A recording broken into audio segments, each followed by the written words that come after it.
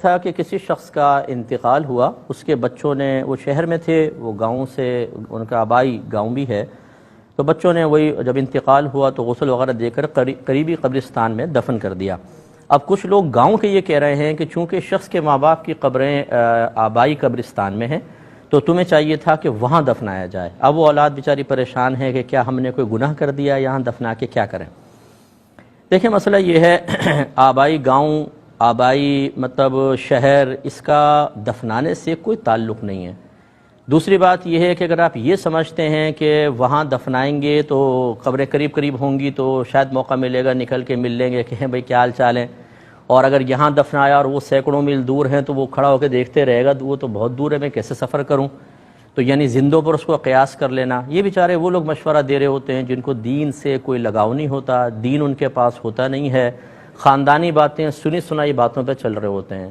اب ہم آپ کو دین بیان کرتے ہیں۔ دین یہ ہے کہ جب انسان کا انتقال ہو تو اس کو غسل اور کفن وغیرہ کرنے میں تیزی کی جائے۔ صحیح حدیثوں سے ثابت ہے، مسجد کی صفائی کرنے والا، ایک روایت میں مرد کا ذکر ہے، ایک روایت میں عورت کا ذکر ہے، ان کا رات میں انتقال ہوا، رات میں کفن دفن کر دیا گیا۔ صبح نبی کریم صلی اللہ علیہ وسلم کو پتہ چلا تو آپ نے فرمایا مجھے بتا دینا چاہیے تھا، پھر آپ ان کی قبر پہ تشریف لے گئے اور ان مسجد کی خدمت کے سلسلے میں ان کو کئی اعزازات سے نوازا۔ اسی طریقے سے عمر فاروق رضی اللہ تعالیٰ عنہ کے دور میں مشہور واقعہ ہے کہ وہ ایک عبادت گزار نوجوان کا رات میں انتقال ہوا، رات میں اس کو دفنا دیا گیا۔ خلاصہ کلام یہ ہے کہ جلدی دفنانا یہ ہوتا ہے افضل اور اولیٰ۔ دوسری بات یہ کہ قریب ترین قبرستان جو سب سے قریب ہے اس میں دفنائیں، اگر وہاں جگہ بالکل ٹھیک آپ کو مل گئی، تاکہ کیونکہ دفنانے میں جلدی، نبی کریم صلی اللہ علیہ وسلم نے ارشاد فرمایا کہ مردے کو دفنانے میں جلدی کرو۔ یہ جو باہر کے لوگ ہوتے ہیں، معذرت کے ساتھ برا نہ مانیں، ساری زندگی ماں باپ کی شکل نہیں دیکھیں گے، کبھی کبھار آ کے کریں گے، لیکن جب ماں باپ کا انتقال ہو جائے تو ان کے لیے دو دو دن تک ماں باپ کو فریز کر کے رکھنا یہ ضروری ہوتا ہے، کیونکہ اٹلی سے آ رہے ہیں صاحب، جرمنی سے آ رہے ہیں، یو کے سے آ رہے ہیں، یو ایس اے سے آ رہے ہیں، ان کو شکل دکھانی ہے، ماں باپ کو تکلیف پہنچے کوئی بات نہیں، ان کے لیے بہت بڑا اعزاز ہوگا، انہیں آنے دیں، پہلے آ کے وہ شکل دیکھیں گے، شکل دیکھ کے تھوڑے سے آنسو بہائیں گے، اس کے بعد خدا حافظ کہہ کر پھر غائب ہو جائیں گے۔ تو یہ طریقہ کار بالکل غلط ہے اسلامی نقطۂ نگاہ سے، انہوں نے دفنایا، بالکل ٹھیک کیا۔ دوسری بات یہ ہے کہ جب انسان انتقال کرتا ہے، اگر نیک روحیں ہوتی ہیں یہ سب آپس میں مل جاتی ہیں اور ایک دوسرے سے معلوم کرتی ہیں کہ فلاں کا کیا حال ہے، فلاں کا کیا ہے، فلاں کا کیا ہے، حتیٰ کہ حدیث میں آیا کہ یہ تک سوال کرتے ہیں کہ گھر میں ہم جب آئے تھے تو ایک بلی تھی، اس بلی کا حال کیا ہے، اور اس میں پھر بعض اوقات ایسا ہوتا ہے کہ ایک بتاتا ہے، وہ پوچھتے ہیں فلاں کا حال کیا ہے، وہ کہتا ہے وہ تو مر چکا، کہ تمہارے پاس نہیں پہنچا؟ وہ کہتے ہیں کہ نہیں ہمارے پاس تو نہیں آیا۔ وہ کہتے ہیں اچھا، اس کا مطلب ہے کہ اس کو عذاب ہو رہا ہے، یعنی روح کو مقید کر دیا گیا عذاب کی وجہ سے۔ تو خلاصہ کلام یہ ہے کہ یہ فاصلے کچھ بھی نہیں ہیں مرنے کے بعد، ایک سیکنڈ کے اندر روح یہاں سے وہاں پہنچ جاتی ہے، اس لیے یہاں دفنایا، بالکل ٹھیک کیا۔ اب ان کا اگر وہ واقعی نیک ہیں، ماں باپ بھی نیک ہیں، ان کی روحیں آپس میں ملیں گی، ملاقات ہوگی، سب کچھ ہوگا، اللہ تعالیٰ کی طرف سے اجازت ہوگی۔ لیکن یہ غلط ہے کہ جی وہیں دفنانا چاہیے تھا، یہ بھی غلط ہوگا کہ اب آپ قبر کھود کے سوچیں لاش کو وہاں لے جائیں، یہ بھی غلط تھا کہ آپ ان کو فریز کر کے رکھ دیتے۔ تینوں چیزیں بالکل غلط ہیں، توبہ کرنی چاہیے۔ ایک بھائی نے پوچھا تھا کہ کیا کسی دکاندار کے لیے جائز ہے کہ وہ ایک کسٹمر کو چیز مثال کے طور پہ 150 کی بتائے اور دوسرا آئے تو اس کو 250 کی بتائے؟ جی بالکل جائز ہے، اس میں کوئی حرج نہیں ہے، یہ آپ کی مرضی ہے۔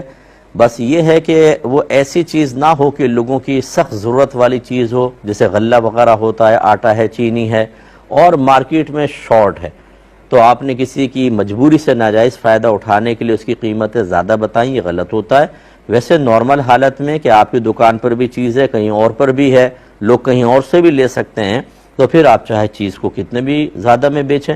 یہ جو لوگ کہتے ہیں جی آٹے میں نمک کے برابر پروفٹ جائز ہے، بالکل غلط کہتے ہیں۔ اب میں ان سے پوچھتا ہوں کہ یہ آٹے سے مراد کتنا کلو آٹا یہ بتاؤ، اور نمک سے مراد کتنا نمک ہے یہ بتاؤ، ذرا اس کی مقدار متعین کرو۔ یہ خالی بے سروپا باتیں ہیں۔ میں یہ ایک پین اگر چاہوں تو 2 لاکھ کا بیچ سکتا ہوں، میری مرضی ہے۔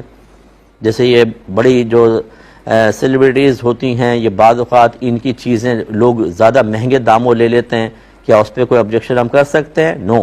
اگر ان کا ایک پین بھی فرض کر لیں جس سے آپ محبت کرتے ہیں، جس سے آپ عقیدت رکھتے ہیں، ان کا پین 5 روپے کا پین 1 لاکھ میں آپ خریدتے ہیں تو ٹھیک ہے، کوئی مسئلہ نہیں ہے۔ تو خلاصہ کلام یہ ہے کہ بعض اوقات یہ مجبوری بھی ہوتی ہے، کوئی کسٹمر غریب ہوتا ہے، ہم کم پیسے بتا دیتے ہیں، کوئی زیادہ افورڈ کر سکتا ہے، ہم زیادہ بتاتے ہیں، تو اس میں شرعاً کوئی حرج نہیں ہے، آپ کر سکتے ہیں۔ اور اب یہ کہ یہ سرکار کا جبہ ہے اور بی بی فاطمہ کی چادر، بی بی فاطمہ کی چادر کہاں سے آ گئی، یہ سوچئے کس کے پاس۔ کبھی کہتے ہیں بی بی فاطمہ کے سر کا بال، یہ لوگوں نے کمانے کے دھندے بنا رکھے ہیں۔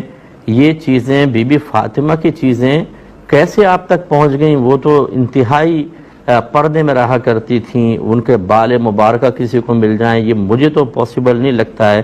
جو یہ وصیت کریں کہ مجھے رات میں دفنانا تاکہ میرے جنازے پر بھی کسی نامحرم کی نگاہ نہ پڑے، اور وہ بی بی فاطمہ رضی اللہ تعالیٰ عنہ جنہوں نے فرمایا کہ جب میرا جنازہ اٹھایا جائے تو چارپائی کو چاروں طرف سے کپڑے سے ڈھک دیا جائے تاکہ کسی کی نگاہ نہ پڑے، تو پھر اب بتائیے ان کے چادریں کہاں سے آ گئیں اور ان کے بال کہ لوگوں نے خود بنائے ہوئے ہیں۔ اور خاص طور پہ ہم اہل سنت جو سنی حضرات ہیں، ان کی سادہ لوہی سے اور ان کی سرکار سے عشق اور محبت سے ناجائز فائدہ اٹھاتے ہوئے کچھ لوگ باقاعدہ اس کی زیارتیں کرواتے ہیں، اس چیزوں کی جو خود ساختہ ہوتی ہیں، اور اس پہ پیسے لیتے ہیں باقاعدہ۔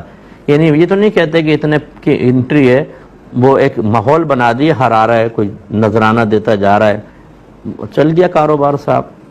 نہ قرآن پڑھنے کی فرصت، نہ حدیث پڑھنے کی فرصت، نہ گناہوں سے بچنے کا شعور، نہ 5 وقت نمازیں پڑھیں گے۔ ان چیزوں کے اندر جو ہے وہ مشغولیت، اور وہ بھی بغیر کسی مستند دلیل کے ہو گیا شروع۔ تو اس لیے ذرا اچھی طریقے سے ذرا کریں۔ ہاں اگر کوئی اعلیٰ خاندان ہے، کوئی نیک لوگ ہیں، عالم خاندان ہے، ان کے اندر کوئی منہ مبارک وغیرہ جیسے ہوتے ہیں، یا